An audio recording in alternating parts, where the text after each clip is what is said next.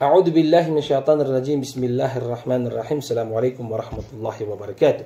Alhamdulillah mga kapatid, nagbabalik po tayo upang magbigay na naman ng discussion patungkol sa Hajj. At ngayon, ang ating tatalakayin sa maikling oras na ito ay ang tinatawag na Anwa'un Nusuk Ath-Thalatha, ang tatlong uri ng Hajj, ang tatlong uri ng pagsasagawa ng Hajj. So unang-una, alam niyo ba mga kapatid na kung ating itong i-discuss ay napakahaba nito. Ngunit gagawaan natin ng paraan insyaAllah upang masamari at maintindihan natin ng madali ang tinatawag na Anwa'un Nusuk Ath-Thalatha.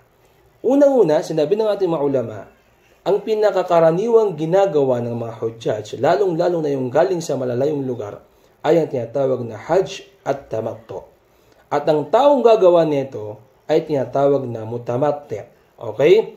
Yan ang tawag sa kanila. Kapag ikaw ay mag-intensyon ng ganitong klase ng Hajj, ay tinatawag kang mutamatti. At ang iyong intensyon sa oras na ito, o ang tinatawag na talbiya, ay labbayka umratan mutamatti'an biha ilal Hajj. Yan ang iyong magiging intensyon. Ang ibig sabihin nito, Allah, narito ako, tumutugon sa iyo sa pagsasagawa ng umrah sa buwan ng Hajj. So, para mas maintindihan natin ang Hajj at Tamattu, unang-una, bago pa sumapit ang ikawalong araw ng Dhul Hijjah, ay kailangan mong magsagawa ng umrah. Okay? Kapag ikaw ay nakapag-umrah at nagawa mo na yung mga gawain sa umrah at dumating ang ikawalo ng Dhul Hijjah, ay ikaw na naman ay mag-i-intensyon ng Hajj. So yan ang pinaka-shortcut na ginagawa sa tinatawag na Hajj at Tamattu. Okay? Umrah, at bago sumapit ang ikawalo ng Dhul Hijjah, ikaw naman ay mag-i-intensyon ng Hajj. So yan ang tinatawag na Hajj at Tamattu. Ngayon, pangalawa, Hajj al-Qiran. Ang Qiran naman mga kapatid ay umrah and then Hajj also. Sabay sila. Ngunit ang iyong talbiya o intention sa oras na ito ay labbayka umratan wa hajjan. O Allah, narito ako at tumutugon sa iyo upang isagawa ang umrah at Hajj ng sabay. So kanina, ang ating intention sa mutamatti ay uunahin namang umrah at pag dumating ang ikawalo ng Dhul Hijjah, ikaw ay magsasagawa ng Hajj. Ngayon naman, kapag ikaw ay mag-intensyon o gagawin mong Hajj ay tinatawag na Hajj al-Qiran, ang taong gagawa nito ay tinatawag na Qarin. Okay? So kapag ito ang iyong intensyon, ang sasabihin mo, ulitin ko sa inyo, labbayka umratan wa hajjan. Ibig sabihin nun, ang magsasagawa ng ganitong intensyon ay pagsasabayin mo ang umrah at saka Hajj. So, mayroong mga step po yan. Okay? So, inshallah, madidiscuss po natin yan. Ang importante, malaman natin kung ano yung Hajjut Tamattu, ano yung Hajjul Qiran, para at least mayroon na po tayong mga information patungkol dito. At ang pinakahuli, mga kapatid sa reliyong Islam, ay ang tinatawag na Hajjul Ifrad.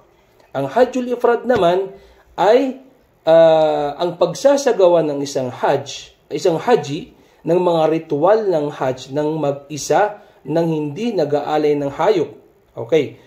O tinatawag na hadi o kurban. Ang isang haji na magsasagawa ng ganitong uri ay tinatawag na mufrid. Okay? Ngunit, ang maintindihan natin dito, ang iyong intention dito sa Hajjul Ifrad ay Hajj lamang. Walang umrah. At ang iyong sasabihin o talbiya ay tinatawag na labbayka hajjan. Wala na yung umrah. O Allah, narito ako, tumutugon sa iyo upang isagawa ang Hajj. At karamihang gumagawa po nito ay yung mga malalapit na lugar. Halimbawa, yung mga tao sa Saudi Arabia, yan ang kanilang ginagawa. Dahil ito ang batas ng Saudi Arabia na ang mga taga-Saudi o kaya yung mga worker dito o kaya yung mga nandito sa Saudi Arabia ay pumapasok na sila ng Makkatul Mukarramah kapag malapit nang pumasok ang ikawalo ng Dhul Hijjah. So, maintindihan natin dito sa Hajjul Ifrad na ang Hajjul Ifrad ay walang umrah. Ang Qiran at saka mutamatti ay mayroong umrah. Umrah and then Hajj. Sa Ifrad, Hajj lamang. So yan ang isang pinakamalaking dapat nating tandaan. Pangalawa, sa tinatawag na Hajjul Ifrad ay walang pagkatay ng hayop. Hindi ka magkakatay ng hayop o tinatawag na hadi o kaya kurban.